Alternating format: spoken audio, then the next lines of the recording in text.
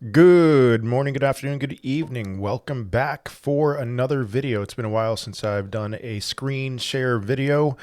And in today's video, I wanted to make a case for a specific type of meme coin. If you don't know, I already posted on my X account and my TikTok account my top 10 meme coins. It was a mix of lower cap, high potential reward meme coins and some of the larger ones like Pepe, Shiba Inu, and Doge.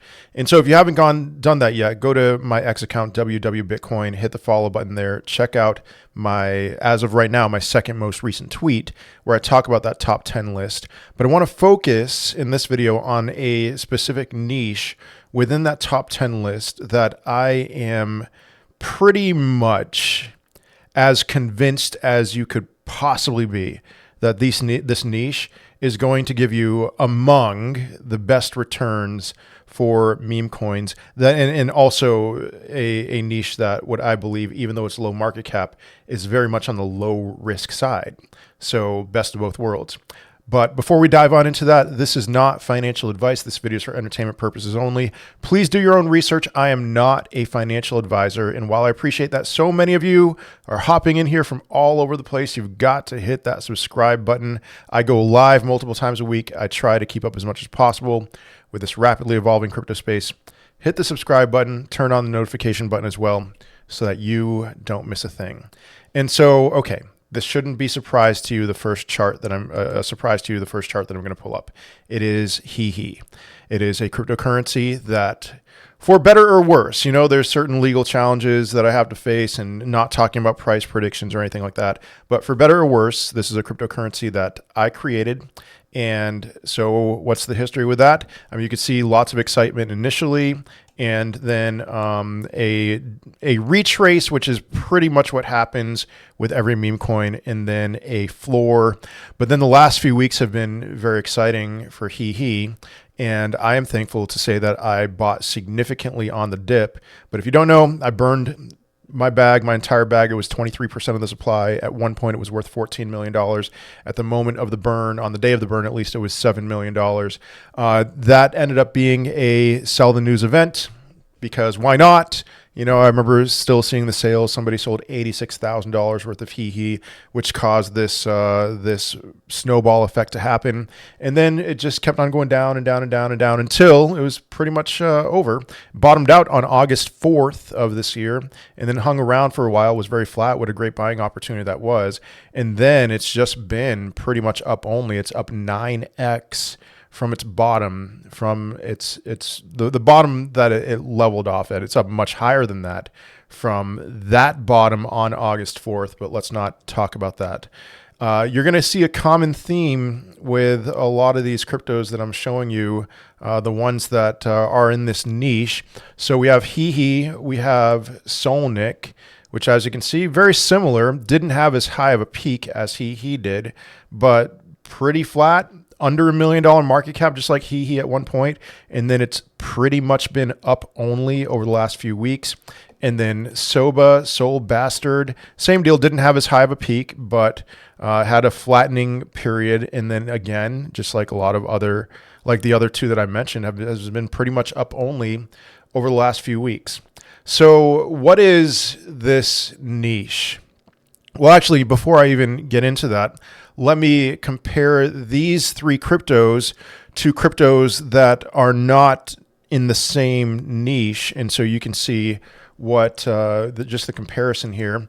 Here's Landwolf. Did something very similar to HeeeHeee initially, went up to, I believe, a $200 million market cap, and then went down, had that retrace there, had a second retrace, and then it's just been flat. But you can see the difference between Landwolf and HeeeHeee, Solnik, and Soba is that it hasn't really done anything of significance over the last few months. It's been really depressing, and I hold a little bit of Landwolf. Another one, there's so many that I could have put here on this chart. I saw this one, it stuck out to me. It's one that I owned at some point. I don't own any anymore. Looks a lot like Landwolf, certain retrace, and then it's just flatline and it's not really doing anything. All right, so what's the difference between the first three cryptos that I showed you that are doing very well and then Landwolf and Duco? The similarities that those first three cryptos have is that there is a public face of those cryptocurrencies. HeeeHeee, myself, Solnik, Yaboyski, Devin Dajewski, Soba, Crypto Bastard on X and on TikTok. We have a public face to this. We have a team that's grinding, that's doing everything we can to build the platform. There were lots of times I'm sure it was tempting for the other guys at least to throw in the towel at one point. We never did. None of us ever did. And what we've been able to do is to build genuine and true community.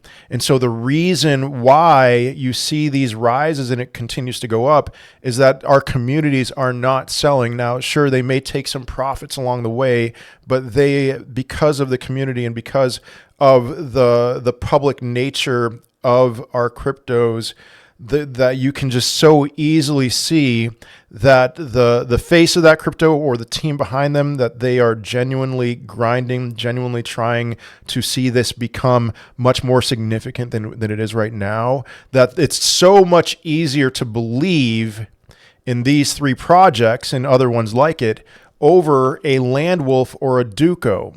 So Landwolf, Duco, there's 10,000 cryptos I could place in this place, put in this place, aside from Landwolf and Duco. What did they have? What's the comparison here?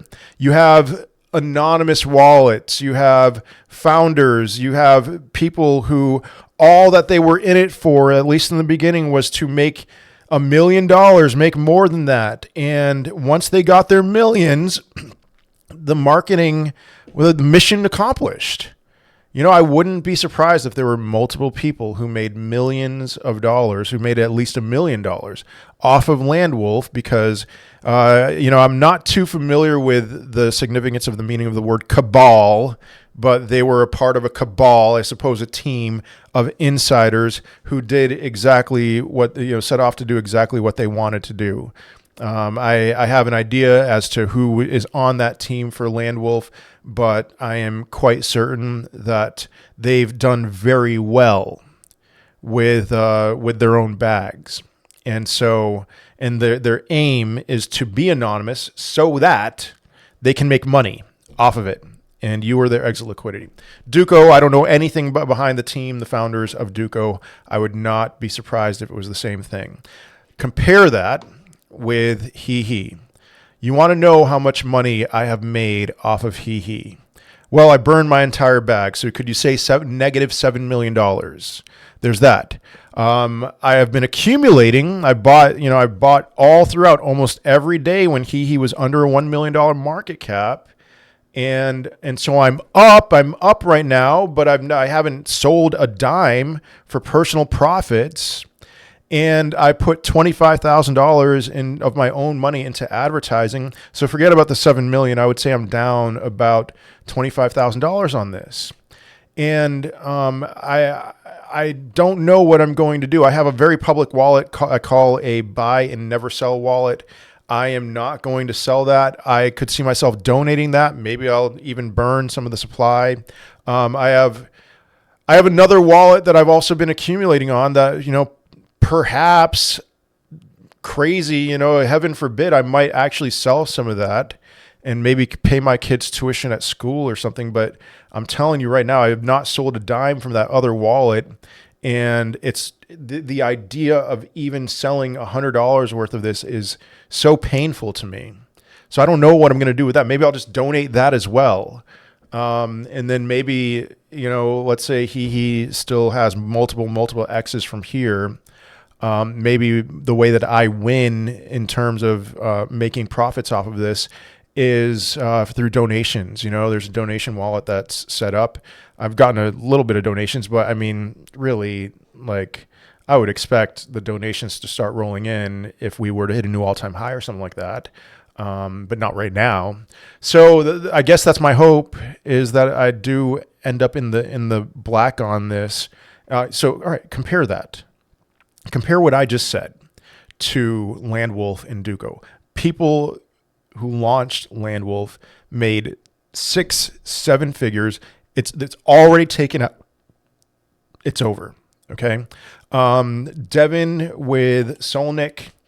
I mean, so his is a community takeover. He can at any point, I'm assuming, take out his gains, but he is so driven, and I love everything that he's been doing. They migrated to Base and to Avalanche. They launched NFTs. He is as committed to Solnick as I am to HeeeHeee. And so same deal. I mean, I can give price targets for this. I would say this at least still has a 20x in it. Soba, Crypto Bastard, perhaps, same deal at 20x. I don't think he's sold a dime of his crypto because of similar reasons why I would explain that it's so hard for me to sell. It hurts me to sell. The idea of selling at any point is just so painful for me, especially, and I wouldn't be surprised if the same was true for Crypto Bastard. I know he's done some burns as well. So, I mean, when would I be okay selling? I guess when volume's higher, because every transaction certainly has an effect on the price, and I just want this thing to go up and up and up. So maybe volume over $2 million or something, it will be less painful, or maybe I'll never sell. I just don't know. So do you understand the difference? Landwolf, Duco, so many other cryptos that I could name right now. The founders, they're anonymous. They've made their money. They've made lots of money off of you. Versus these niche small cap cryptos with dedicated communities that that they're not selling because of the trust in the project. There's so much trust in these projects. To me, it's a no-brainer.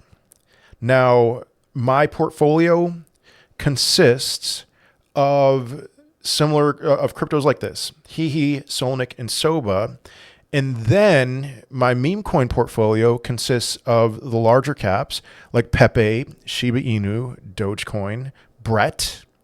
And I'm not expecting a 100x from those because it's not realistic. They're all over $1 billion in market cap. But I would say that the risk level is so much lower with those than especially new ones that launch. I'm not touching any new meme coins. I'd rather buy the extreme boredom like this, So that's my play with meme coins. NPCs is another good one. I think that's one that's, I don't know who the founders are, but I know that there's a very driven community behind it. And I have some of that as well. But I'm thinking in terms of risk. I would say that these three cryptos, HeeeHeee, Solnick, Soba, and maybe a handful of others like it, on the risk side, maybe Shubaduki as well, are still very low risk, even though market cap's so small that the reward could be amazing. Maybe there is even a 100x still in some of these. I wouldn't be shocked at all. So for me, it's abundantly clear, especially considering this idea of a meme coin supercycle.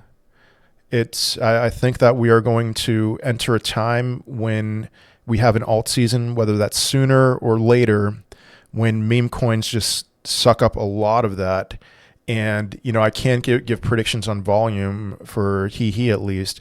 I wouldn't be shocked at all if this was multiple millions of dollars in volume at one point, and that the buy volume consistently exceeded the sell volume. But those are just my thoughts, and that is all I have for today. I hope you have a wonderful day, a wonderful rest of your week. I will most certainly be seeing you in another video. Peace.